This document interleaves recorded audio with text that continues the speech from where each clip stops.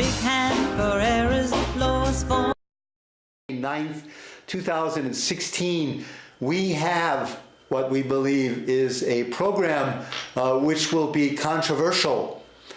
This program, for those of you who tune in regularly, the tens of thousands of my viewers who tune in regularly here in Cambridge, Massachusetts, as well as beyond, on YouTube, on Peaceworker Radio, on What We Should Know. Thanks for joining us. Today's program has to do with the newspapers, the Herald. We thank the Herald for making this part of our show. Cops ranks hit by abuse probes. The cops ranks they are speaking about and hit by abuse probes is not a recent phenomena. It's just the headlines of this Herald newspaper article, the Boston Herald. It's not new, it's just a recurring problem, and that's what we're going to be speaking about. The fact that police officers in major cities in the United States are causing hundreds of millions of dollars of damage suits each year to city governments, to state governments, and if the probes were allowed to take place federally, it would take place in reference to the federal police force. Many of you know that, like other fascist nations, the United States has a federal police force. They may be called Homeland Security, but I think they're simply called the federal police. They're federal. The jurisdiction is they're regulated. If anything is from the federal government is truly regulated is the question. But federal police are not regulated by state authorities, but rather by federal authorities. And as we know, there is almost no investigation of anything federal because of the realities of the party system. The Democratic Republican Party protect one another, they protect their own, they protect themselves when they are part of the ruling administration, the administration in power. And as far as state governments are concerned, of course, the state governments protect their own. So welcome to today's program. Let's begin by giving a short review of what we're going to be speaking about. First, we're going to be speaking about the fact that violence in the United States is a major problem. It's not necessarily gun violence. That's just what the police and the politicians want to focus on gun violence. The gun violence is taking place by the 3,000 killings by police officers each year in the United States on potentially, and we know this from the Freddie Gray and other police assassinations, killings of blacks and minorities by police officers yearly. It's only with a movement called Black Lives Matter that this theme of police killings of unarmed blacks, children among others, unarmed women, and killings of such a bizarre nature, and we've shown some of them on our program here at Peaceworker Radio. The question being, why do police kill unarmed? That is another question we're going to examine. We're going to examine the fact that why does the police force recruit murderers those who have already killed in situations that may not be combat. Of course, that is the question. Combat is what takes place on a battlefield. And if you declare the entire planet a battlefield, then murder does not take place. Killings take place, but it is not murder because the entire planet, Earth, is a battlefield, according to the Obama administration, and has been so since the year 2000 by the heinous George W. Bush administration, with the criminal personages of George Bush, of Cheney, and of Rumsfeld, also of the Attorney General, the individual who came up with the justification for declaring the entire planet a battlefield, and particularly for coming from the idea of the combatant, non-battlefield combatant, allowing the United States to arrest, to declare anyone on the planet a combatant, and allow them to be tortured due to the determination. And we have political experts who are calling for torture to be legalized. The great and holy candidate of the Republican Party, Donald Trump, has said that he thinks that torture should be implemented and used widely. Thank God and his wonderful benevolence to have the United States be a God-fearing nation and have such a brilliant individual like George W. Bush as the predecessor who came up with the justification for torture being legal, of course, and Rumsfeld and Cheney for implementing it, the Obama administration for continuing it, and the Holy of Holies about to win the presidency of the United States, the most honorable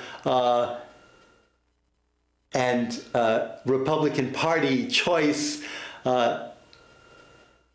the most distinguished speaking intellectual of recent memory, Donald Trump. Thanks ever so much for joining us here at Peace Worker Radio. We will begin our conversation by explaining why it is that police forces in the United States prefer and draft individuals directly from the military. The reason is, of course, that the police wants to have individuals in the police force who know how to follow orders. Now, orders are very, very simple. You just do what you're told.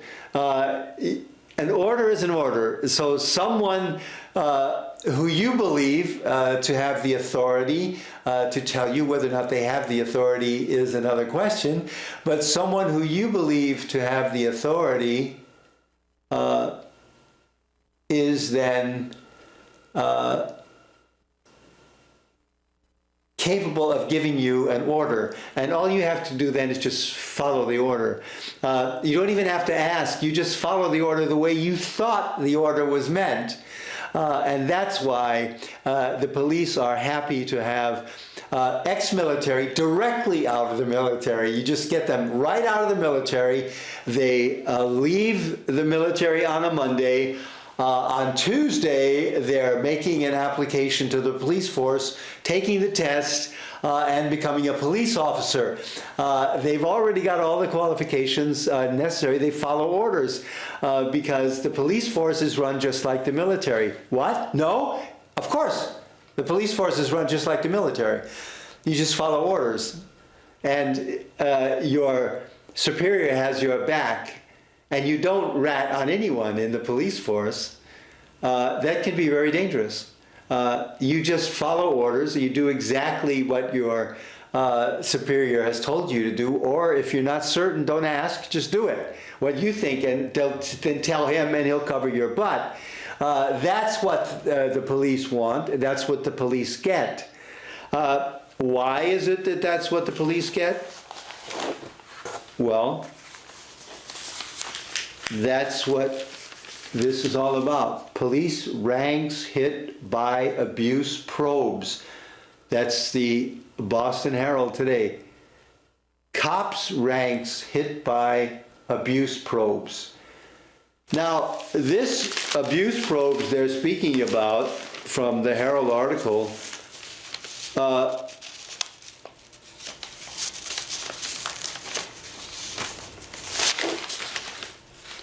charges against their brethren. This is what the article looks like.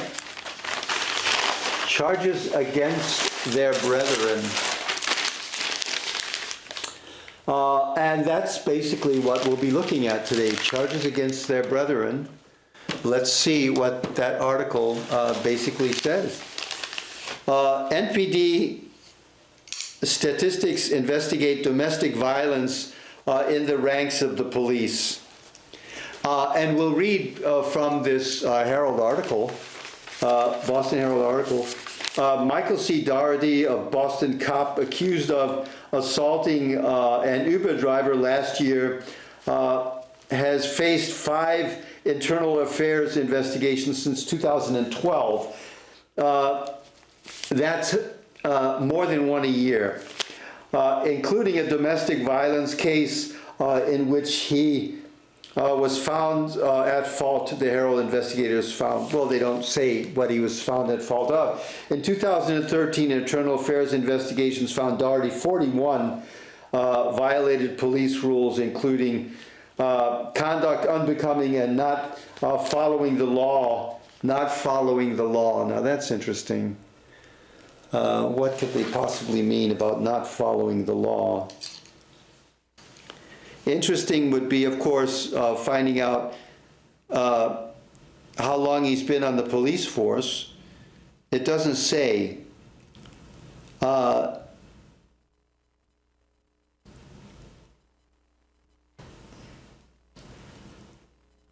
He's 41.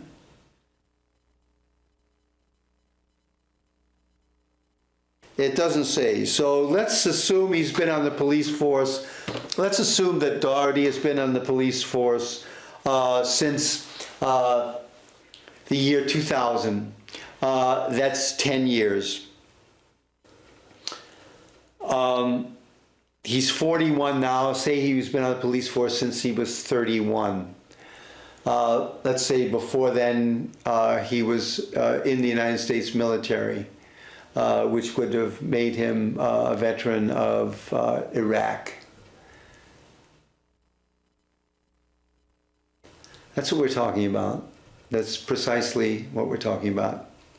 Whether or not he's been on the police force for 10 years, it doesn't say. I can't determine that. But let's assume he came like the majority of police force officers in the United States of America come directly from the military, because they follow orders for no other reason. McCarthy said Doherty was cleared in 2013 internal investigation of unnecessary use of force against a prisoner. He has 2 other open internal investigations pending.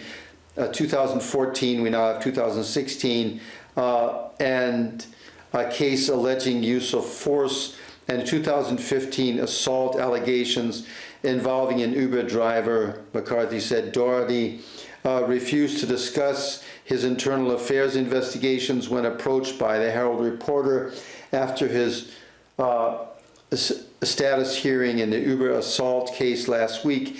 He is now suspended without pay and awaiting trial in the Uber case. that's not really a horrible situation, suspended without pay, because the contract is probably the fact that if he's cleared of the accusations, he gets his back pay and is reinstated and doesn't lose anything at all. And the vast majority of police, everyone knows this, the vast majority of police who are accused of a crime don't actually suffer consequences because of the special position that the police have. This is Peace Worker Radio coming to you from WCCR, Voice and Vision of Cambridge. We are investigating, we are speaking about charges against police officers here in Boston. The state troopers and Boston police have investigated dozens of domestic violence complaints against their own officers over the past 5 years. Well, you can be certain over the past 50 years, but they say the past 5 years here in this article. The law enforcement experts say those cases represent just a fraction of the abuse lurking in some police families, the Herald Review found. Boston Internal Affairs investigators have fielded 48 domestic violence complaints against hub cops, while state police have probed 12 abuse allegations against troopers since 2011. So 12 abuse cases since 2011. That's 5 years. That's more than 2 a year. With police investigations against state troopers. Recent cases have cast a harsh light on police and domestic violence, including state troopers Robert Sundberg, 45, charged with beating and choking his girlfriend. Also a state trooper and Boston officer Michael C. Doherty, 41, who is accused of assaulting an Uber driver. We've just gone through that one. Charges of misconduct were upheld in 13 of the Boston cases, said police spokesman Lieutenant Michael P. McCarthy. When asked how many are still on the force, he said 8 officers were terminated, resigned, or retired. Let's see about what they mean about resigned or retired.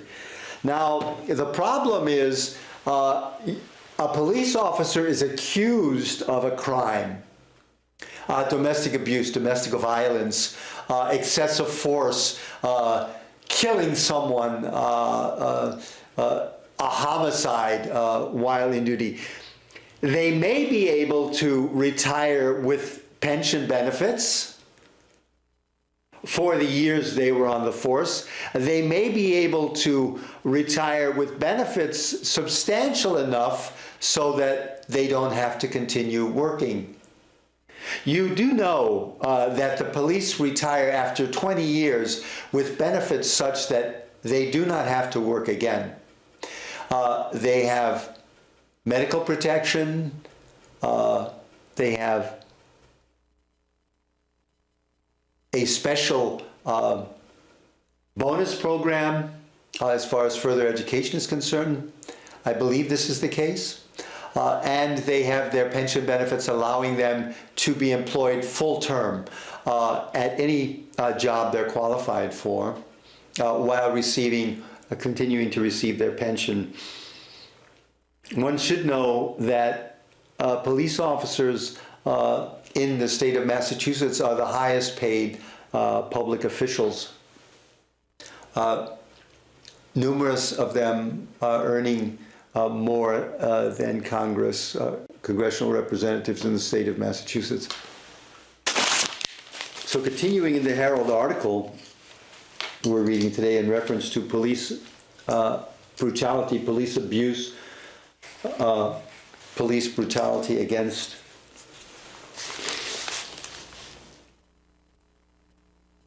spouses or wives or their children or partners they're living with. Experts say the number of probes seems low for the size of both departments, with more than 4,000 officers between them. 4,000. That's the number of police officers apparently in Boston.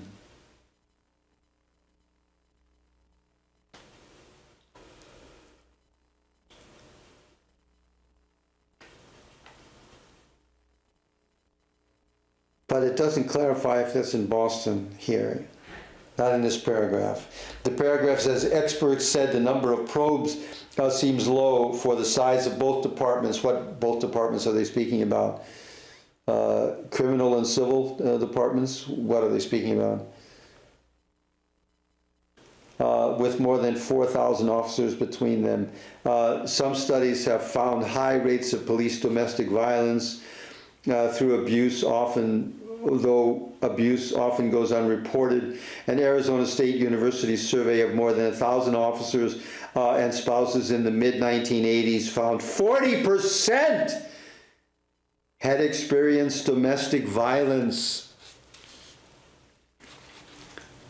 Two 1991 studies separately found 24% and 28% of police respondents had engaged in violence.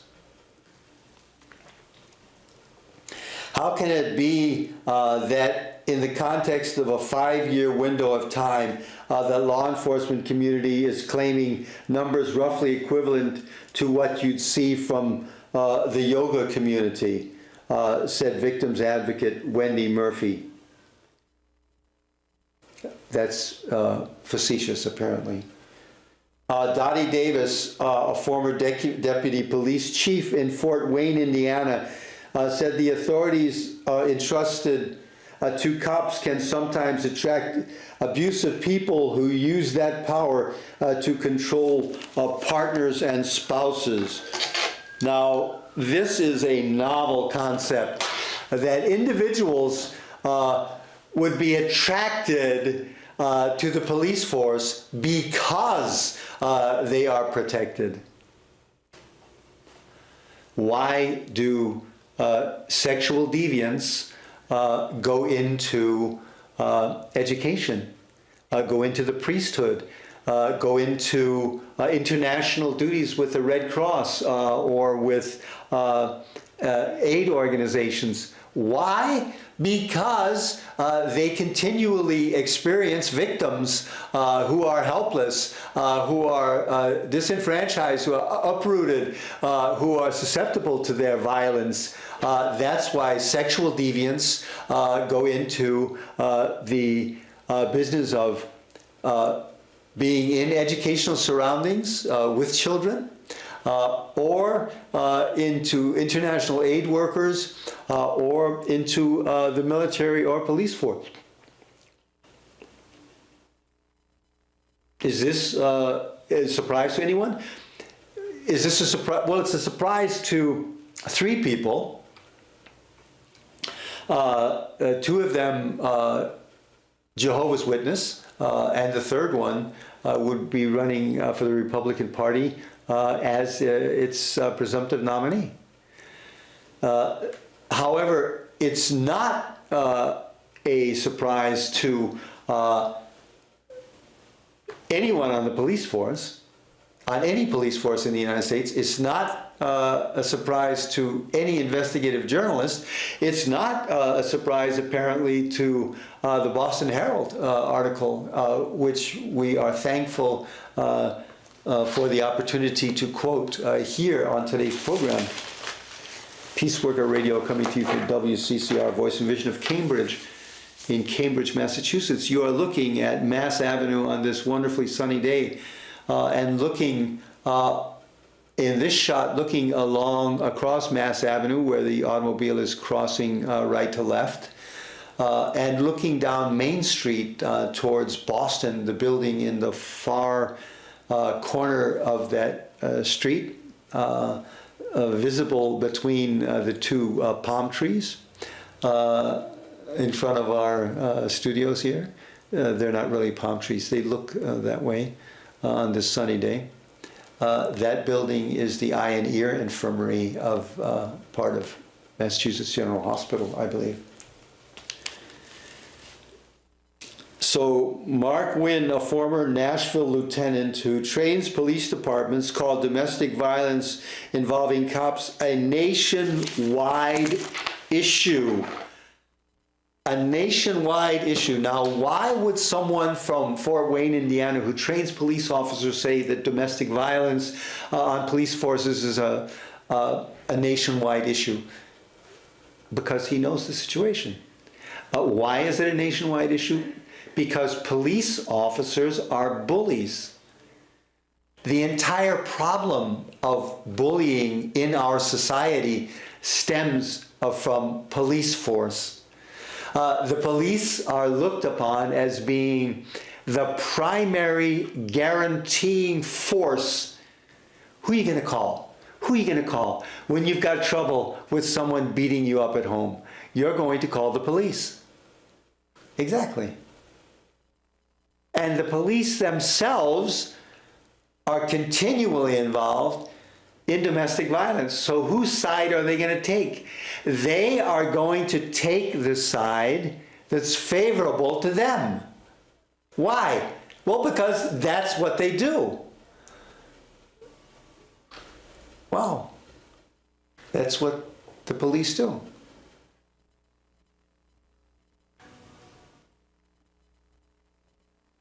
The police are the primary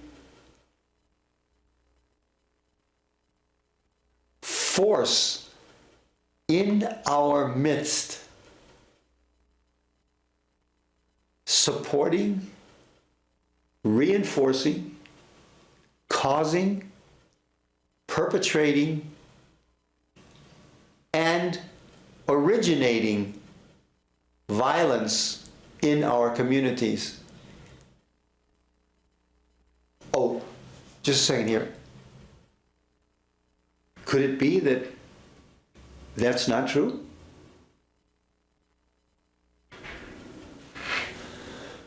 I don't know. Let's have a discussion. Call me on the phone. Let's have a discussion about this very point. Because it's my feeling that it's the military that causes the most violence worldwide. Either mercenaries, militia, organized military, for instance, military by the United States government, by Turkish government, mercenaries, militia, unmanned drone warfare, massive bombing campaigns, bombing of civilians, structural violence, such as the implementation of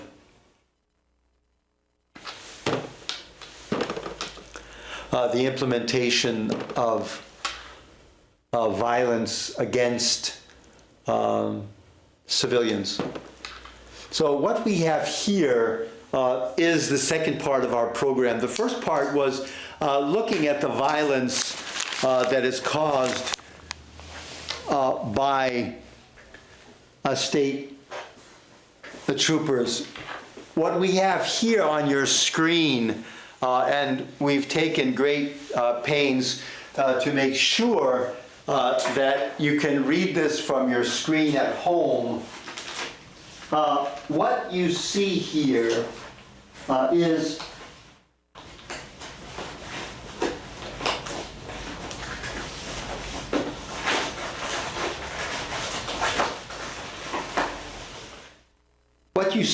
is the Massachusetts list of 2013 of cases against the police force in Massachusetts for domestic violence. Police misconduct reports of 2013. This page lists all police misconduct reports for the year 2013. all of them. And this is what the list looks like. Police misconduct in Massachusetts while on the force, on duty in 2013. This is what the list looks like. One case after another. And as the police trainer from Fort Wayne, Indiana said, it is the major problem on police forces nationwide. It says from the top, Ashland Police Department, type, status, description, source, relation, lawsuit. An Ashland police chief and a sergeant were named in federal whistleblower lawsuit by a sergeant who said they retaliated against him after he reported missing evidence to a district attorney's office. The Metro West Daily News was the reporting agency.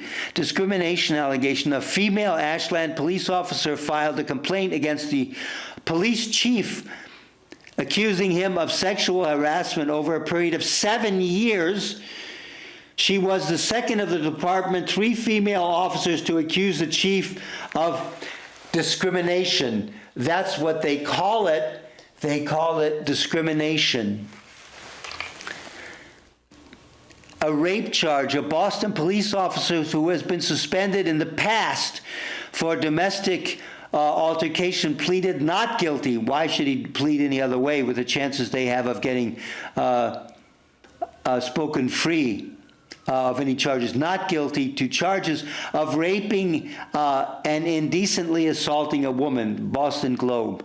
Discrimination settlement. Boston paid $20,000 settlement to a transgender woman who was arrested in 2009 for refusing to leave a woman's bathroom at the homeless shelter and was mistreated by police while in custody.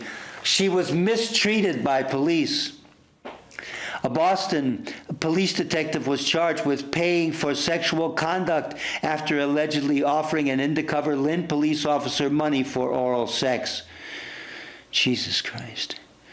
The Boston police office was charged with 11 counts of illegal possession of explosives, 4 counts of receiving stolen property, and 1 count of possession of ammunition after he was allegedly found to have a cache of stolen military-grade explosives.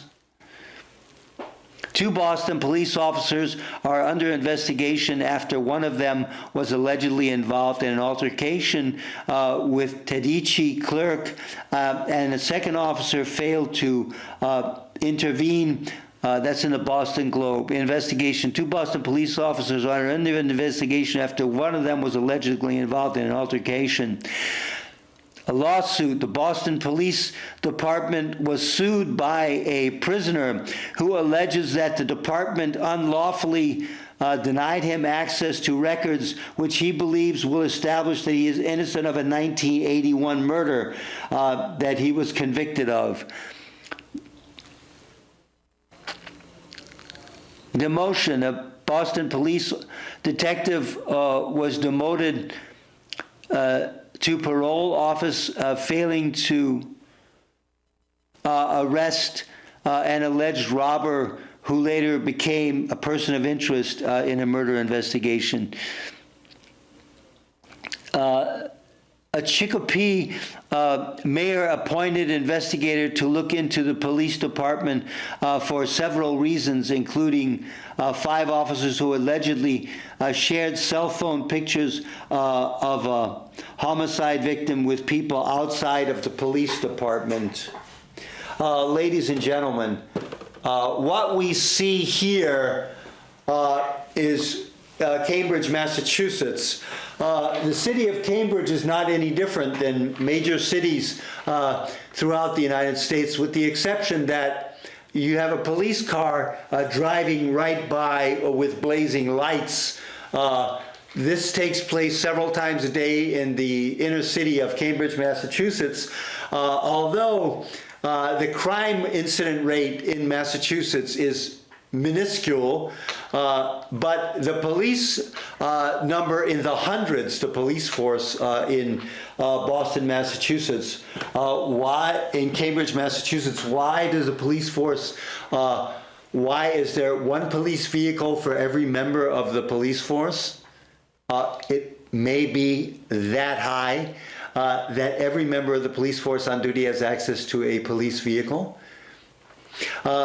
The police had just been built a multi-million-dollar police station by the city manager who was city manager for more than 25 years, Mr. Healy, who just left office. This question of torture in police stations is a question interested by a number of parties to get a city-wide ban on torture by police officers in police stations. This has been talked about in a number of by a number of city council members, and the idea is to bring this forward.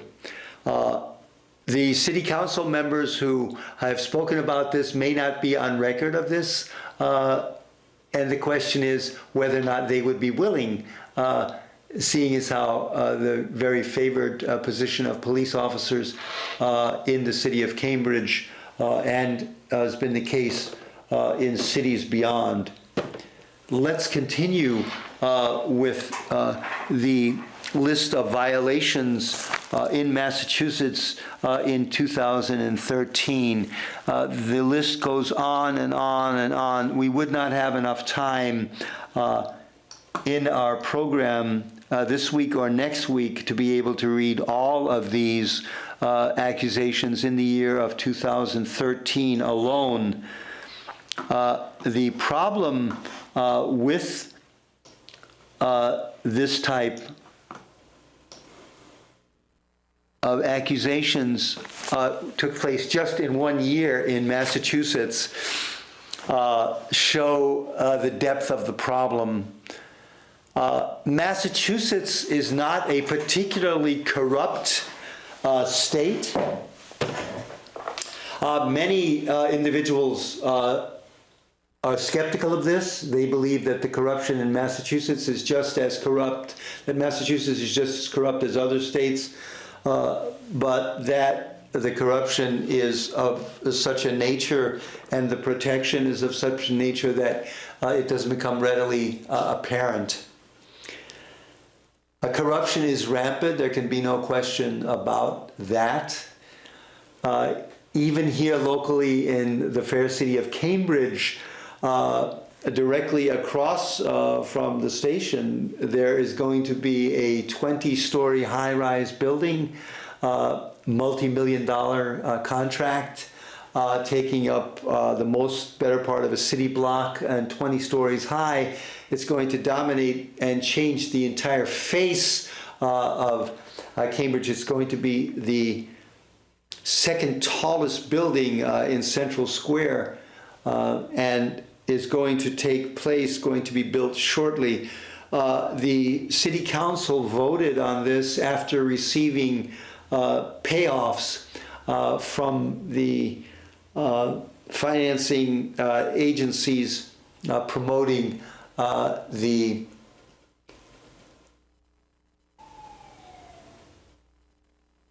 process through which the building was to be okayed before its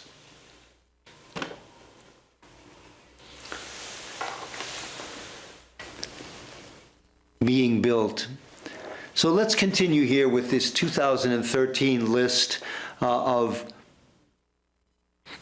police violations in the state of Massachusetts. A Lowell police officer who recently confirmed he was questioned in a department internal affairs investigation was charged with domestic assault and battery. A Lowell police officer was sentenced to 2 years in jail after pleading guilty to extortion by threat and 3 counts of solicitation of prostitutes. The officer used his badge to coerce sexual favors from sex workers.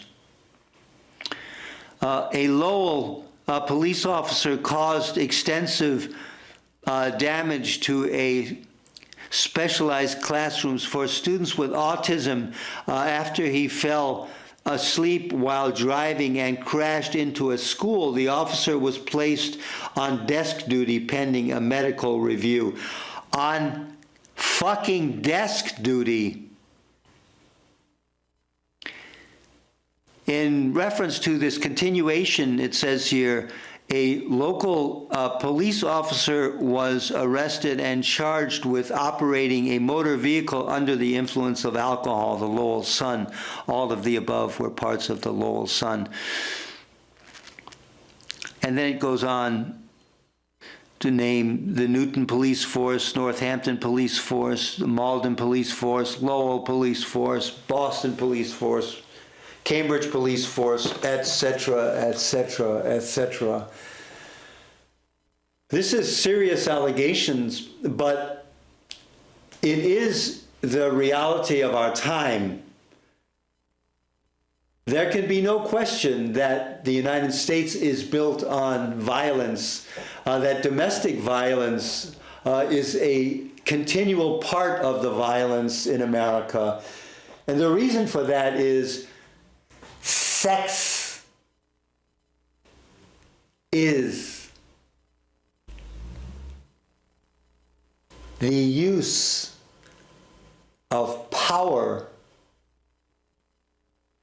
as an exchange for accessibility to the desired sexual partner. It's a question of power and the power differential. How much power does a police officer have? Ultimate. The police office has ultimate power. So how much are police officers specially advantaged to misusing their power if they possess all of the power necessary to extract sexual favor? Again, sexuality is the accessibility of sexual favor according to the power differential of the individual looking to extract or gain access to those sexual favors from the desired sexual partner. What did I just say? Who knows? But I'm inviting a conversation about this. Call the station. Tell them when they answer the phone that you're interested in a conversation reference to police violence, police misconduct, domestic violence by police, and the concept of sexuality as being a question of power differential. It's Sigmund Freud. And it's 21st century psychology, and it's the experience of women worldwide. It's the experience of minorities, children, the disabled, the powerless, continually being bullied into sexual favors or being taken advantage of sexually. We've explained that at the beginning of the program. That is the reason why sexual deviants go into the priesthood. That is the reason why sexual deviants go into education. That is the reason why sexual deviants go into international, serving on international peacekeeping operations, or aid, being an aid worker. That's what they do. People do that because they recognize that the access to their sexual objects, their desired sexual objects, is a question of the power differential. What do we mean by the power differential? We mean that police officers, as an example, have the ultimate power advantage in the United States because they have license to kill. You're talking about fucking 007, James Bond? That's just James Bond. The real authority to kill was provided by the Supreme Court under that Antonino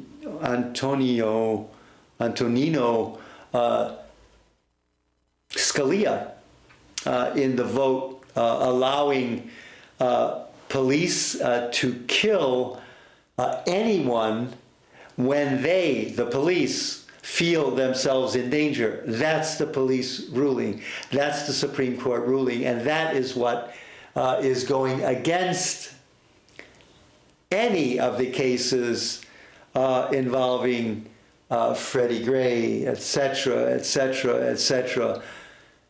All the police officer has to say is, I felt I was in danger. That's it. That's all he has to say. I felt subjectively that I was in danger, and therefore I have the right, according to the Supreme Court ruling, to kill anyone from whom I feel I am being threatened. Even if that person is running away, unarmed, running away, the police are allowed to kill them because the police say, I felt threatened. And that comes back to the original idea of our program. The original idea of our program was, why do the police departments in the United States continually recruit individuals from the military, directly out of the military, preferably with military experience? Because they follow orders. They don't have to know what they're doing. They just have to be able to follow orders and to know not to rat on whoever else is on the force. The police can only continue to do these jobs if they have the backing of other police officers, because it's other police officers who have their backs. Of course. Why should you not have the back of your other police officer buddy? Why? Why should you not have his back? You get paid an extraordinary amount of money. You have all the power, sexual power differential you could possibly ever get in your life because you have a badge, because you have the right to kill. Why would you possibly want to soil that nest? Why would you possibly want to give up that advantage if you are a police officer? You wouldn't want to. If you are this type of person, hanging out with these type of people, why would you possibly want to make it difficult for your colleague? You wouldn't want to. And that's the basis for the bullying. That's the basis for domestic violence. That's the basis for the 3,000 killings in the United States every year, and for the reality that the spineless legislatures in the United States do not even require police forces to keep any type of records on who they kill.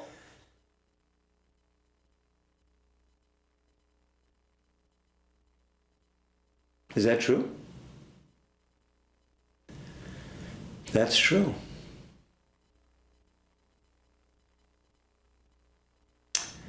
That's unfortunately true.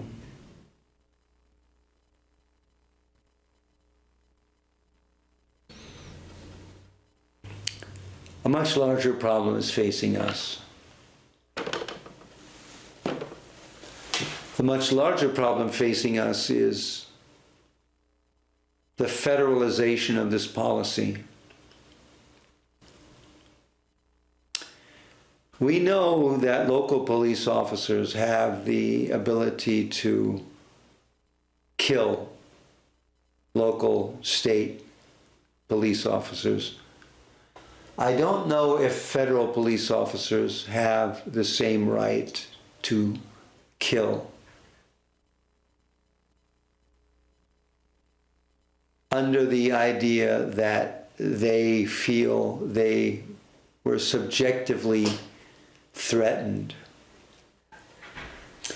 But that is the next step in the implementation of a system of bullying which meets with the idea of fascism. We've explained that here on this program at different times what fascism basically is, and we can explain that in a few short terms now. Fascism has little or nothing to do with people doing the goose step, as was attributed to Hitler and his SS stormtroopers, or jack boots, black leather boots called jack boots, not because Jack wore them. The mark of fascism has nothing whatsoever to do with SS or SA or Nazis or swastikas or mustached raving maniacs. Fascism is the complete domination of the economic cycle of a nation by its most advanced technologically, economically, and probably most profitable segments of the national economy. Look at a fascist nation. Saudi Arabia is likely a fascist nation. The most dominant sector in Saudi Arabia, financially, technologically, is probably the oil exploitation industry. There may be another industry or two, probably in the energy sector, if it exists, other than the oil energy production in Saudi Arabia. But the domination of the economy by the oil industry is certainly a main force of that. The unusual part about Saudi Arabia would be the immense amount of wealth held by individuals, princes, a class structure. That's why I would call it fascist, because it's domination by a small number of elites who have absolute power and where the parliament is of little or no use, and the use of voting is marginalized. Women do not have the right, I believe, to vote. They don't have the right to drive, I believe. So the question, of course, in our minds here at the end of our program, the last 5 minutes or so, is what is the expectation in the future here in the United States if the Republican Party and its chosen candidate, Donald Trump, who has already said he supports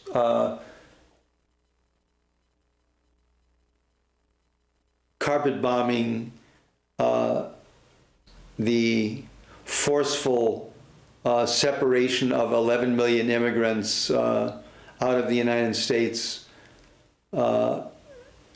refusal to allow Muslims into the United States, and probably some type of repercussions against those Muslims that are here. What you will have in the United States, by conservative estimate, if Donald Trump is elected, is close to a totalitarian regime, is this prognosis. Definitely a homophobic, definitely a misogynistic against women, homophobic against minorities and homosexuals. Most definitely a xenophobic and racist component against foreigners and blacks, minorities. We in the United States will be up for a horrific period of time. Perhaps the parliament will be disbanded. Perhaps the military rule will be instated. If Hillary Clinton gets elected, it's possible that may take place under Clinton as well.